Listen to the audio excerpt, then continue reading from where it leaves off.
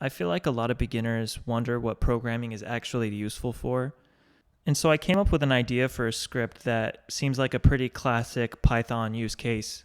So I like writing all my ideas down, and sometimes I don't have that much time to find the correct category and correct note that it belongs to. Or sometimes I'm worried I'll forget the full thing that I'm going to write out. So it helps to be able to open the note as quickly as possible. So what I ended up doing was writing all my notes in one notepad, and I would write the type of note before the actual note. So I would write, like, if I had a video idea, I'd write video, make video on rsync. So I would type that out instead of going to the video note. And let's say I have an idea for B-Movie 5. So I wrote some pretty simple ideas here. Normally they're much longer in my notepad, and normally there's probably like 20 or 50 of them before I actually get around to parsing them, let's say. The other thing is, let's say I have like a type of video. So let's say there's tutorials, but this video is more of like a vlog.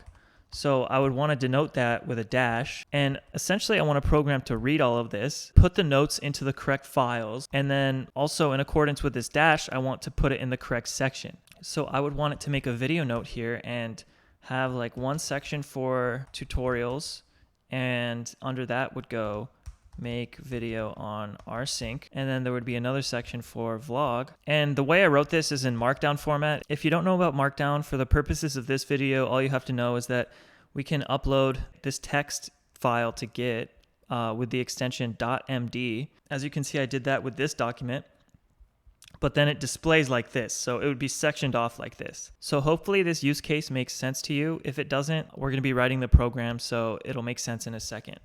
Okay, so I'm in the terminal right now. You don't have to be bothered by that. I'm just going to make a directory called Python note and go into it. And if I open it, you can see it's just a normal folder in my computer. Now we can actually make a Python file. So if I do touch parse.py, you can see it shows up, and I'm going to edit it with the text editor Vim. You can use whatever text editor you want. This is just how I prefer to write code. Okay, so I just put our notes in a multi-line string. We're going to get them from a file, but we'll do that at the end. We can just use this string from now. So there are a couple things I want to express in this video. Number one is implementing incrementally, and you'll see what I mean by that in a second. And number two would be the sort of A/B problem of Googling stuff. So we'll get into that as we're writing the program. So first, let's just print out notes. And this is going to kick off our kind of incremental approach. So I ran the code, it just prints out this string. Now let's actually split the string. Okay, we can see it split it by spaces, but we want to split it by new lines because we want to go through every line. And you see it worked. There are some blank spaces, but that's okay because there's going to be blank spaces in the real program anyway. And let's make a name like split notes for this. Let's loop through the notes. So for note in split notes, and let's just print note. Okay, and you can see it printed them all out. Let's just print LOL at the end so you can see that I'm not just printing out the string normally. Okay, cool, it worked. So hopefully you see what I mean by incrementally working on it, especially with print statements. It might seem stupid at first, but it'll save you a lot of headache when you assumed that something you wrote worked, and then an hour later you find out that if you had just printed it at first, you would have noticed the error. For example, let's say that I didn't remember that splitting a string in Python by default uses spaces, and I was under the impression that it used new lines, which actually last night I was under that impression when I was recording this because I haven't used Python in a while. If I had just continued to write the program, it would have taken me longer to figure out than if I just printed it at the beginning. Now, let's say you're using Python every day. Okay, you can start to kind of skip some steps like that. But still, the idea of programming incrementally is a good idea, and it doesn't really take more time at all. It's good to know what's going on in the program before you start modifying that. Okay, so we have each note in this loop. Now we actually want to split the first part of the note with the second part. So we want to get this video tutorial out, and we want this to be the note. So let's be kind of naive about it and just do print note.split. So you'll see that it's all split up, and we also have some empty notes. Okay, now let's say split note equals note.split, and then let's print split note at 0. So this will get us like video tutorial, and this is going to have an error, and you can see list index out of range. That's because we're trying to access this list at the 0th index, which doesn't exist, so we can't do that. Let's go if note is not equal to empty string, then run this. This should work. Okay, cool. You can see that it filtered out these. In Python though, empty string is already going to evaluate to false, so we just need to go if note, and you can see it still works. So now let's print split note at 0. Okay, cool. You can see that it got these correctly. So let's set first equal to the split note, and then we'll set rest equal to the rest of the note. So how do we get the rest of the note? Using what we know, we can do something like, okay, take the split note from this index 1 onward, so upload onward, and join these elements with a space. And so you'll see that this works. We could also do something with the original string instead of the split list like this. So take the note from the length of that first word plus 1 onwards, and you can see it works. But this is actually not the best way to do it in Python, and this is what I mean by Googling everything you want to do exactly. So what are we trying to do here? So we're trying to split the first word from the rest of the string. So let's look that up. Python split first word from string. How to get the first word in the string. As you can see, I already looked this up. It looks like we can split it and then put comma 1. And it looks like we can also use this max split thing, which I'm assuming is the same as this. So let's try that. Split note equals note.split and space 1. So instead of assuming that this just works and going on with the rest of the program, I'm commenting the rest out and I'm only printing split note. So let's see. Okay, cool. It split it from the first part with the rest of it. So that works how we expected. Now let's uncomment the rest. And instead of writing this, we can write this. Oh, we have to print it. And let's see if this works. Okay, cool. It worked. Let's actually print a comma after the first word just so I can show you. Cool. You can see the comma there. But I'm noticing another problem here. What if I accidentally just wrote video and nothing after it? So if I run this now, you can see it won't run. List index out of range. Okay, it's happening in the loop. So let's print out the split note to see what might be wrong. And we can see that it happens right after this video one. Let's move video up just to show you it doesn't happen at the end.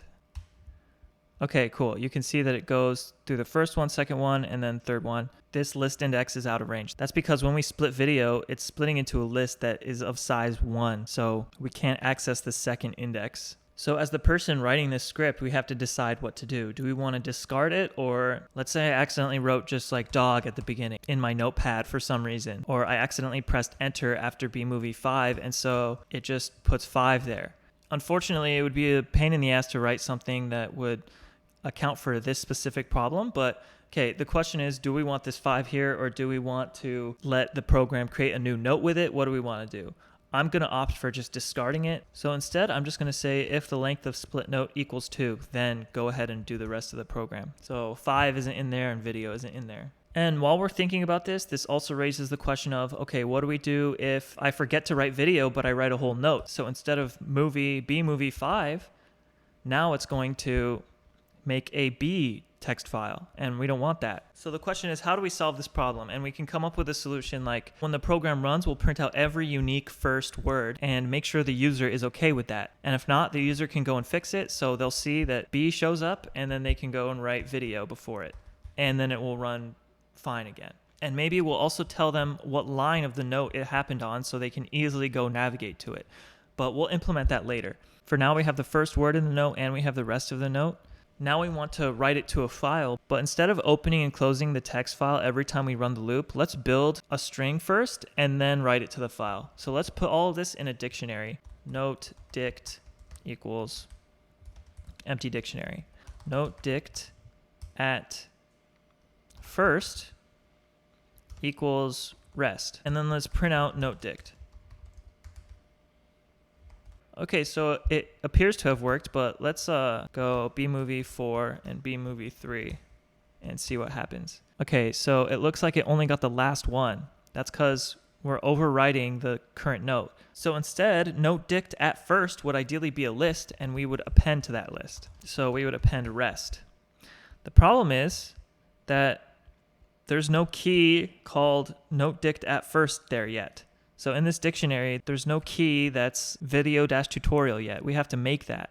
So now we'll get into the AB problem again. So let's try to think what our problem here is. We could say that the problem is we need to check if this key exists first, and if it does exist, then we append to that list, and if it doesn't, we create the list and then append to it. So we can go ahead and look that up on Google, but if we think about what our more root problem is, we're trying to append to a list in a dictionary. So let's Google this instead. And we can see I already clicked this link, appending to lists in Python dictionary. Okay, it looks like we can do this, but I don't want to do that. We have collections.defaultDict for this purpose only. You can do something like this. So let's just straight up copy this and equals default dict of list. So note dict equals default dict of list.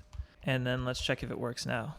Boom, it worked. So bmovie 5, bmovie 4, bmovie 3. So what I'm trying to say is, if number one, we didn't think to look up the exact problem we were having, we would not know about this new thing now. Now we know about it. Now we can use it in the future. Maybe people think they're too cool to Google literally exactly what they're thinking, but oftentimes you will find a Stack Overflow question that is exactly what you were looking for.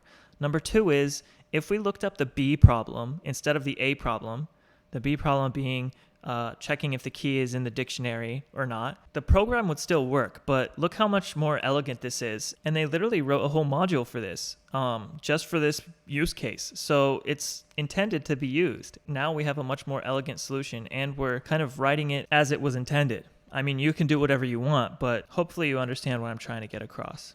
Anyways, we have that dictionary now. Now let's actually print it out. For key in note dict, print key, comma, note dict at key. Okay, so looks like it worked. Now instead of printing it out, we want to write it to a file, right? So let's look up how to write to a file, and I personally prefer Stack Overflow. So let's look at this first one. F equals open of ABC, blah, blah, blah. There's only one type of file object. The main difference is that the with open line handles closing the files for you, so it's less error prone. Okay, so it looks like you need to open and close the file manually, but if you use this with open thing, it does it for you automatically, and it's less error prone. And it's less error prone because you might forget to write this close line, and so the file will just continuously be open. Okay, so let's do that. With open, and what's the name of the file we want to open? It would be key, but let's say we want to put it in a notes directory first. So let's do notes plus slash notes slash plus key plus .md. You can use a text file if you want, but I'm going to use Markdown. Okay, so as file write, let's go ahead and join the values of that list and print them out to see if it works. So no such file or directory, notes slash video. So there's no notes folder, so we actually have to make it. And let's run it again. Okay, let's put an extra new line at the end. So plus new line. And you can see it worked. So these would go in the movie file. This would go in the video-tutorial file, and so on. So instead of printing this, let's actually write it to the file. Okay, and if we open and go to notes, you can see it worked. Okay, let's run it a few more times. Okay, and open again. And you can see that it keeps running. So at this point, you might be thinking, I thought we were going to have these sectioned off instead of writing them to their own file. I am going to do that, but I'll leave that for another part because I've been recording for like half an hour now, and this is going to take a long time to edit. So stick around for that, and yeah. My plan with this is I'm going to write it in Rust as well, and I'm also going to write a web version of it that might interact with Git, so it'll be a cool, really fast note-taking app. So we'll see how that goes. Anyways, hopefully this made sense to you. If it didn't, leave a question in the comments.